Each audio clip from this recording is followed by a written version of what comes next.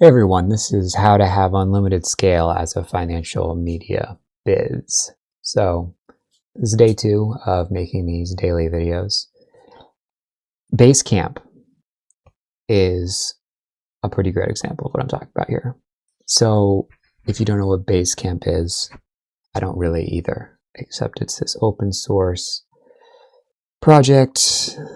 David H. something Hansen, Hannemeyer Hansen from Copenhagen, was working for Jason Fried, who was the initial person who started getting this going. Ultimately, this guy that came on, DHH, got funding from Jeff Bezos to make Basecamp a reality. Well, they both got funding. They took secondary.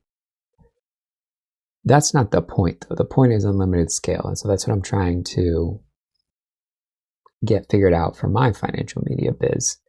And the way to have unlimited scale, as I'm working through this, is to not require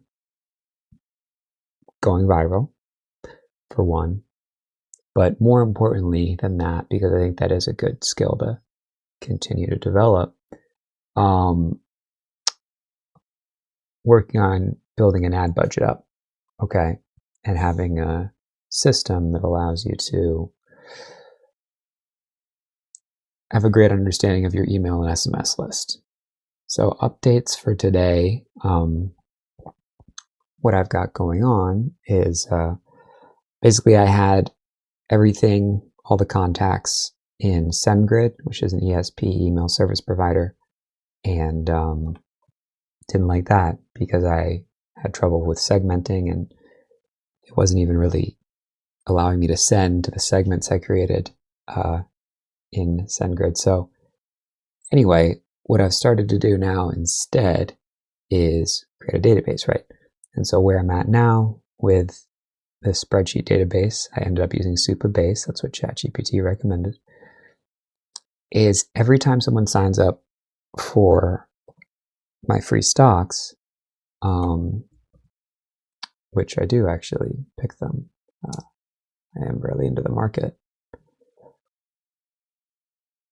Well, as soon as they start to enter their phone number, by the way, this SMS terms pops up. And I think I've done a pretty good job with the terms and privacy policy. These are all on the same page as well as SMS terms. These are just headings or whatever the hash means. You know what it means. It's on the same page. Jumps there. So the point is, I think this language is pretty good. This is actually pretty important, extremely important. It took a while. And also I do have a cookie yes banner here. So I think this is pretty spick and span. And when people sign up, as of today, they're into my database as contacts, but I'm also, as of today, creating events, which include email opens, email processed, which means, email is starting to be delivered. There's a little bit of a delay. I think it really becomes a problem once you send a lot of email, but should be able to send like 100,000 emails without even having that on my brain at all. So that's what I'm trying to do. Actually, ChatGPT is actually helping me do one thing at a time. It's really been great so far to have this laid out. And now that I have all of my events from SendGrid API into this relational database, which we can just call this home base, Supabase, and this can be anywhere. That's the scale aspect of this, is I can bolt on a different ESP, I can bolt on a different SMS provider, I could bolt on a different layer on top of this spreadsheet. This is basically a big spreadsheet that's, well, you know what a database is. I barely know, but this allows me to not have to write SQL. And with ChatGPT, honestly, doing queries, how many people clicked this link who were who were added within the last 60 days. I can ask questions as well. I'm going to be able to ask questions. And once I ask a question with a query, then I'll be able to send to those people or create a segment, and or I can just look at for a specific person who had a transaction, what did they do leading up to that transaction? So that's the customer profile part. But one thing at a time, one day at a time. This is a real upgrade, having all of the events in here as opposed to in the SendGrid activity. They're fast, they're more searchable. I mean, this SendGrid, you can even try to search a contact and you just search part of the name and it won't allow you to. You have to search the first beginning characters in order to come up with the name. So example, if I was looking for Alex at Warren.com, and I just typed in Warren.com, it wouldn't show the contact. But these are just little nitpicks, really. The bottom line is they're great at what they do, send email, and I should have a home base that's also great at what it does. So once I have these events, the next step, and this was a big step, by the way, I'm having IP recorded, not recorded is the best word, but when someone signs up, the URL they signed up on, their IP, their user agent, although I don't really think that's very descriptive. When I filled out the form, it has Mozilla, Firefox, it does have Chrome on there, but it's a little bit wordy. But really your name, your email, your phone number, if they choose to sign that up with that. And then the stuff you have to collect to make this really scale, which is that they signed up on this page and with this IP.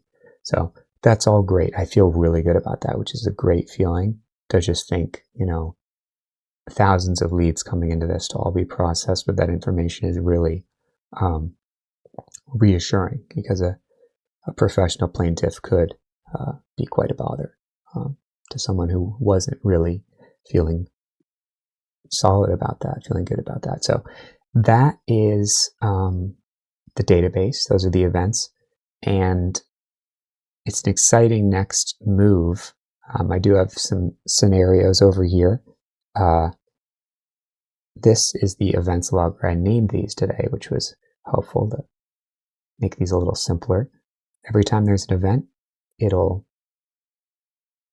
log that event, which is split into two because of how this works, but that's why it's the events logger. And then I also have the lead capture, which is great as well. There's one other step here, which is adding the contact into SendGrid, but I'm going to get rid of that as soon as we move all the, well, I might keep it, I don't know, but the source of truth, the home base, is really going to be the super base. So I guess I'll still send the email here, because this is the other piece. You have to have ideas of what to do long term that are super scalable, and you also have to have the runway to be able to do them, to make a lot of mistakes, to make so many mistakes that you can be really bad at what you do. Really, you're really just sloth-like and sort of bear-like, just messy and all over the place a little bit, and still get where you're going because you have so much time to do it, and you've thought of where the next steps are to make it really be able to reach a ton of people, and also to do it where you feel very solidly about what you're doing and how it's looked at in the marketplace. So all this information, all this data is coming in, it's being stored. Someone sends me an email and I say, hey, I didn't sign up for the email. I can say, hey, no problem. We do have this row though where we do have let's call it a record in this database. If this is when someone signed up, using your information, and we'll send that to them, and it should be all good. So also a nice bit is this after offers, this second page. So if you go to here, you do sign up, but once you go through here and you enter your info, you do go to this next page. So there's just my info. This won't create a new record in the database because I'm already in there with that email. But yeah, this page has been doing pretty well. It's honestly makes me really, just feels good to start seeing money loaded just from people clicking through. It's amazing, the feeling. I had no idea this would feel like this, but yeah, it's amazing. And the privacy policies are all here for each one, which is exactly what's required. So yeah, that's today, and I'll see you tomorrow.